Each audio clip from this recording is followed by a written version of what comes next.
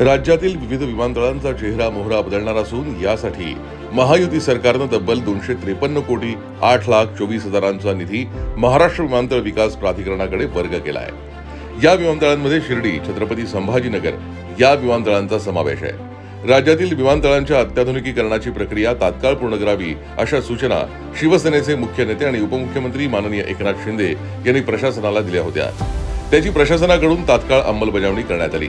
राज्याअंतर्गत विमान प्रवास जलद व्हावा यासाठी आता महत्त्वाची पावलं उचलली जात आहेत। आंतरराष्ट्रीय शिर्डी विमानतळाची नवीन एकात्मिक टर्मिनल इमारत तसंच छत्रपती संभाजीनगर विमानतळाचं भूसंपादन आणि प्रादेशिक जोडणी योजना राज्यातल्या विमानतळांना लागणाऱ्या विविध सोयी सुविधांसाठी 2025-26 या वर्षांमध्ये तरतूद केलेल्या 423 कोटींची तरतूद करण्यात आली होती।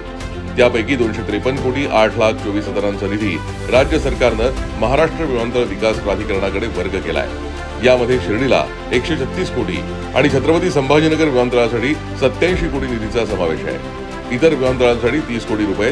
शिर्डी विमानतळ हे मुंबई, पुणे आणि नागपूरच्या विमानतळानंतर महाराष्ट्रातलं चौथं सर्वात व्यस्त विमानतळ आहे। अहिल्यानगर जिल्ह्यातल्या काकडी येथील शिर्डी विमानतळावरून पहिलं उड्डाण 1 ऑक्टोबर 2017 मध्ये झालं। महाराष्ट्र विमानतळ विकास कंपनी लिमिटेडच्या मालकीचं हे शिर्डी विमानतळ भारतीय विमानतळ प्राधिकरणाद्वारे चालवलं जातं। शिर्डीमध्ये रस्ते वाहतुकीनं दररोज 60,000 भाविक साईबाबांच्या दर्शनासाठी ये जा करतात। त्यामुळे आता या विमान सेवेचा फायदा भाविकांना होतोय।